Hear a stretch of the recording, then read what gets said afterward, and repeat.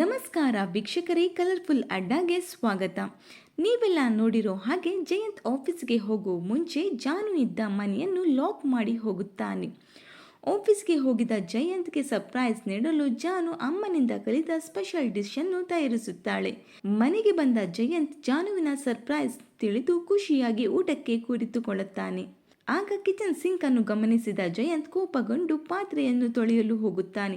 ಆಗ ಜಾನು, ನೀವು ಏಕೆ ಪಾತ್ರೆ ತೊಳಿತೀರಾ, ನಾನು ಮಾಡುತ್ತೀನಿ ಅಂತ ಇಬ್ಬರು ಸೇರಿ ಪಾತ್ರೆ ತೊಳೆಯುತ್ತಾರೆ. ನಂತರ ಜಾನು ಮೊಬೈಲ್ನಲ್ಲಿ ಮಾತನಾಡುತ್ತಿದ್ದು ಆಫೀಸ್ನಿಂದಲೇ ಗಮನಿಸಿದ ಜಯಂತ್ ಮನೆಗೆ ಬಂದು ನೆಪ ಮಾಡಿ ಜಾನುವಿನ ಮೊಬೈಲ್ ಅನ್ನು ಚೆಕ್ ಮಾಡುತ್ತಾನೆ. ಜಾನುವಿನ ಪುಣ್ಯಕ್ಕೆ ಅವಳು ಅವಳ ತಾಯಿ ಹತ್ತಿರ ಮಾತನಾಡುತ್ತಿದ್ದಾಳೆ. ಅಪ್ಪಿತಪ್ಪಿ ಏನಾದರೂ ವಿಶ್ವನ ಹತ್ರ ಮಾತನಾಡುತ್ತಿದ್ದು ಗೊತ್ತಾದರೆ ಜಯಂತ್ ರವರು ಜಾನುವಿಗೆ ಒಂದು ಗತಿ ಮಾಡುತ್ತಾನೆ. ಇದೇ ರೀತಿ ಜಾನುವಿನ ಮೇಲೆ ಅನುಮಾನ ಹೆಚ್ಚಾದರೆ ಇವರಿಬ್ಬರ ಸಂಬಂಧ ಹಾಳಾಗುತ್ತೆ. ಈ ಕುರಿತು ನಿಮ್ಮ ಅನಿಸಿಕೆಗಳನ್ನು ಕಮೆಂಟ್ ಮೂಲಕ ತಿಳಿಸಿ.